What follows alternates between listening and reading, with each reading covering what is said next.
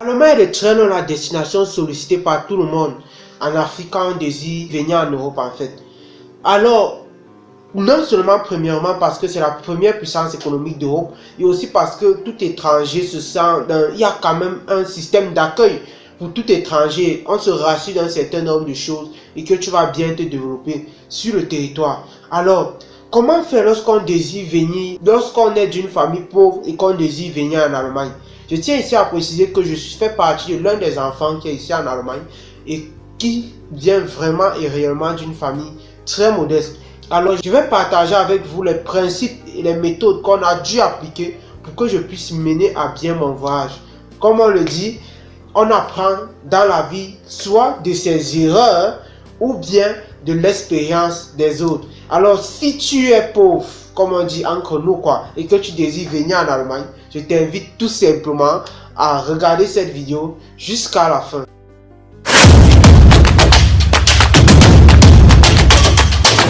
Bonjour à toi et bienvenue dans ma chaîne. Moi c'est Miguel Ngewa, bienvenue dans ma chaîne YouTube qui a pour but d'aider tous ceux qui désirent venir en Allemagne en tant qu'infirmier. Ici, je partage avec vous, suite aux difficultés que j'ai traversées et aux difficultés que les gens rencontrent, les méthodes et stratégies pour y accéder à cette formation en Allemagne. Alors, si tu es intéressé par cette thématique, je t'invite tout simplement à t'abonner et à cliquer sur la cloche de notification pour ne rater aucune de mes prochaines vidéos qui sortiront du lundi au vendredi à 18 h. De plus, je partage avec vous mes différentes expériences dans la formation en soins infirmiers et aussi sur le territoire allemand. Alors revenons à notre sujet où je voudrais partager avec vous comment s'en prendre lorsqu'on sort d'une famille pauvre et qu'on désire venir en Allemagne. Comme j'ai tantôt rappelé, toutes les étapes que je vais vous relater ici viennent de ma propre expérience, parce que je vous ai bien rappelé en début de vidéo, mon papa c'est un vendeur de pommes de terre et ma maman elle fait la même chose, une commerçante, une baille salam comme on dit souvent. Mais quelles sont les stratégies qu'on a appliquées pour que j'arrive jusqu'à là? Certes, on ne s'imaginait pas, on n'a pas, mais on a cru, on ne s'imaginait pas quand même, c'était comme un rêve. Mais ici, c'est attention, ce n'est pas pour vous dire que l'Europe c'est le paradis, ce n'est pas un Eldorado. Ici, c'est très très fort. Et en parenthèse, on peut réussir partout où on est. C'était juste une parenthèse. Mais il a fallu que on croie d'abord que vraiment ça peut y aller, qu'on peut y arriver. Raison pour laquelle je vais vous demander d'être animé par une réelle volonté de venir en Allemagne. Qu'entendez-vous alors par réelle volonté? C'est-à-dire, tu dois te battre corps et âme pour pouvoir y arriver. Quand je dis ça, beaucoup ne comprennent pas toujours. Tu vas entendre certaines personnes dire, je désire venir en Allemagne. Mais ça sert à la maison. En attendant qu'un miracle pourra sortir de quelque part un jour, venir leur porter et venir coller le visage chez eux. Ce n'est pas comme ça, mon cher ami.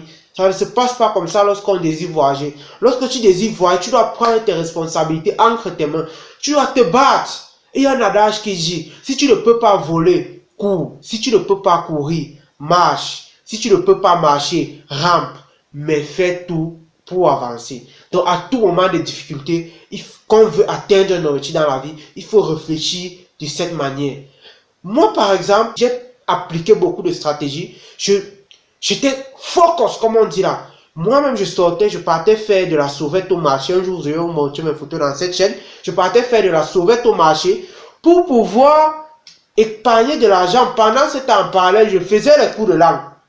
Je faisais les cours de langue le matin, je partais faire de la sauvette au marché pour pouvoir avoir une bonne qualité d'épargne. Mon père aime très bien souvent nous rappeler que près de une bonne partie de ma caution, je ne vais pas dévoiler, une bonne partie de ma caution est sortie, moi, de mes propres poches, de la sauvette, parce que j'étais concentré, j'étais focus et je savais que quel que soit ce que les gens disent, je veux et je dois arriver où je veux aller. Et ça a été ce degré de détermination là qui m'a beaucoup sauvé. Qu'est-ce qu'on n'a pas dit? Beaucoup de mes amis se sont moqués de moi. Comme même ici, ça se passe toujours. Mais comme je dis toujours, le temps nous dira. Comme même ici, ça se passe. Beaucoup de se sont moqués de moi.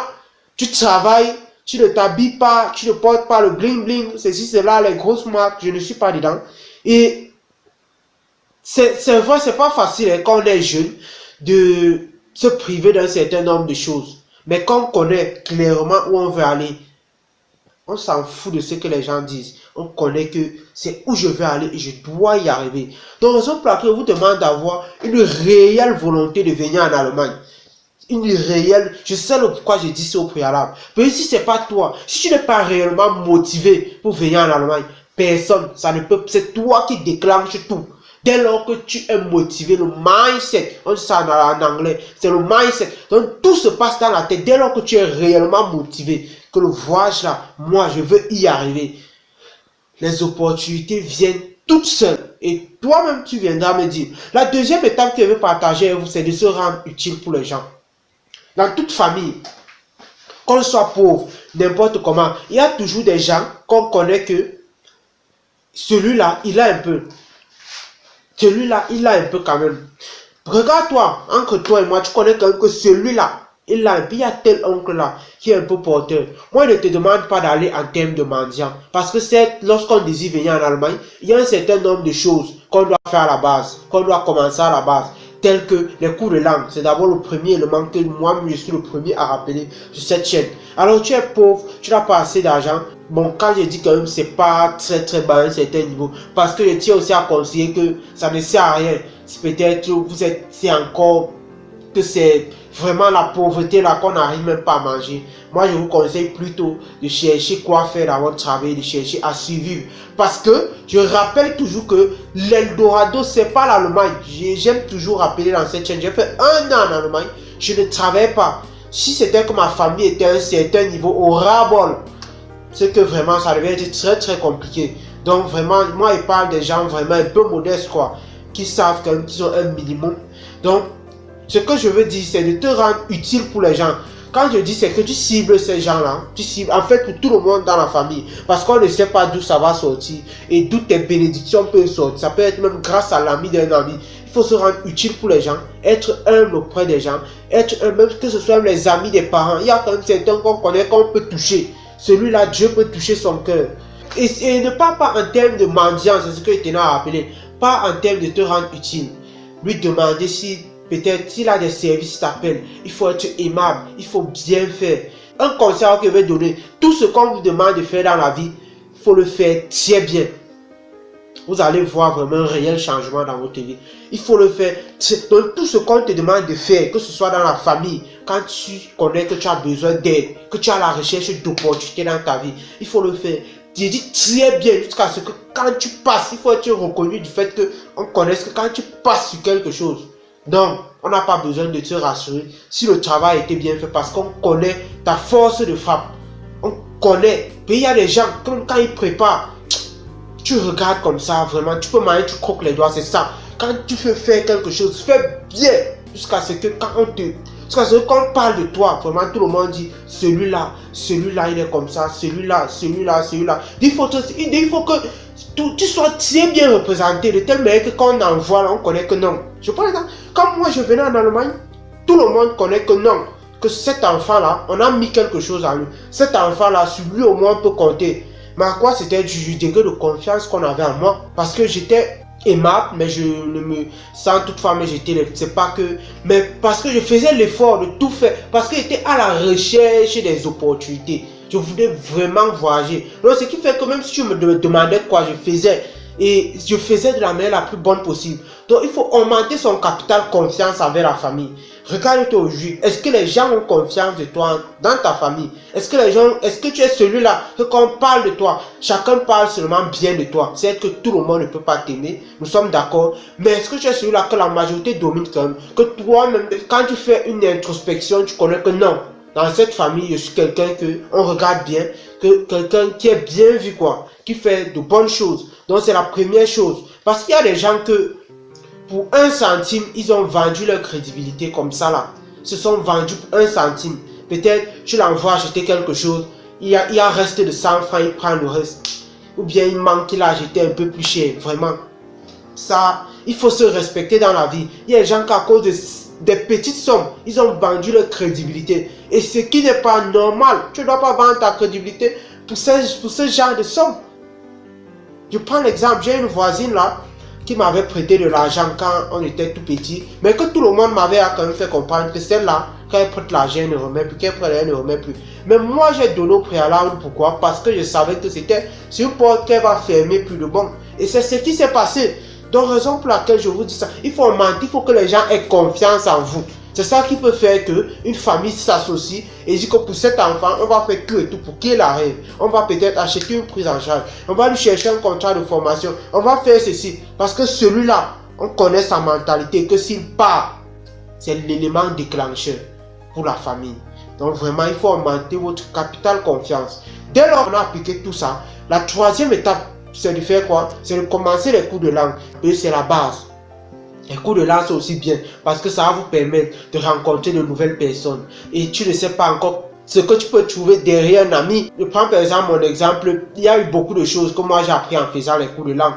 Parce que en partant faire les cours de langue, j'étais peut-être à 30% de mes connaissances sur l'immigration. Mais j'ai gagné beaucoup de choses derrière des amis au cours de langue. Donc, tu vois que ta personnalité revient partout. Va, tu fais le cours de langue et tu te présentes toujours comme quelqu'un de bien. Parce qu'on ne sait pas d'où l'opportunité peut réellement venir. Donc, tu fais tes cours de langue jusqu'à un certain niveau, jusqu'au A, tu vas arriver au B1, ça dépend de toi. Et tu t'y mets. Parce qu'il ne faut pas que vous êtes dans une famille pauvre, on dépense de l'argent pour payer peut-être un certain niveau. Tu peux encore t'amuser à échouer certains examens. Mais comme j'ai précisé, quand il y a une certaine détermination, même l'échec a peur de toi. Comme j'aime toujours dire, quand il y a une certaine détermination que l'objectif, si je dois y atteindre, qu'il pleuve, qu'il neige, qu'il y a vent, qu'il y a marée, je dois y arriver. Personne ne peut te l'empêcher parce que tu es convaincu que tu vas arriver. Que tu es convaincu que tu vas arriver. Si quelqu'un te dit que c'est impossible, tu lui dis tout simplement, tu veux pas là dire que ce sera difficile. Que ce sera un peu plus difficile, n'est-ce pas? Mais je vais y arriver. Il faut être déterminé jusqu'à ce point-là. Parce que le fait que tu seras tellement convaincu, de 1, même si tu n'y arrives pas, on dit qu'il faut viser la lune pour toucher les étoiles. Et même si tu n'y arrives pas, tu vas gagner beaucoup en expérience. L'expérience que tu auras, tu vas gagner vraiment en expérience. Et ça va t'aider dans plusieurs domaines de ta vie. Il faut être très convaincu quand tu veux faire des choses. Il faut être optimiste. Il faut vraiment être focus quand tu veux atteindre un objectif. Et dans la plupart des cas, ça ne rate pas sa cible. Donc, c'était la troisième étape que je voulais partager avec vous. La quatrième étape, c'est de choisir les moyens pour venir en Allemagne en fonction des possibilités qui s'ouvrent à nous. Maintenant, on a fait les cours de langue au niveau B1, on est au niveau C1, on est à tel niveau. Maintenant, qu'est-ce que je vais choisir? Il y a d'abord mon background. Qu'est-ce que j'ai jusqu'ici? J'ai déjà fait les cours de langue jusqu'à quel niveau? J'ai fait comment étaient mes études secondaires? Autant de choses, mais à un certain niveau, je ne trouve même plus trop à regarder son background. Je trouve à regarder ça le moyen le plus rapide pour y arriver. Est-ce que c'est la formation en soins infirmiers? Est-ce que c'est au pair? Est-ce que ce sont les études? Est-ce que c'est le travail? Autant de choses, parce qu'il est possible de venir en Allemagne lorsqu'on a une licence professionnelle. Il est possible de venir en tant que travailleur. C'est ce que beaucoup ignorent. Il est déjà possible. Donc tu t'assois, tu tapes et tu vois ce qui serait mieux pour toi. Mais je conseille pour tous ceux qui ont peut-être un baccalauréat ou bien une licence et qui n'ont pas assez de moyens pour se payer une caution. Parce que la prise en charge dans la plupart des cas, bon, si vous avez un membre de la famille ici, c'est encore très évident, il peut vous prendre en charge. Mais au cas où vous n'avez pas une prise en charge, le cas où vous n'avez pas un membre de la famille, moi je ne conseille pas d'acheter des prises en charge. Beaucoup achètent et ça passe, mais moi je ne conseille pas d'acheter les prises en charge. J'ai toujours dit ça, moi je ne conseille pas d'acheter les prises en charge aux inconnus.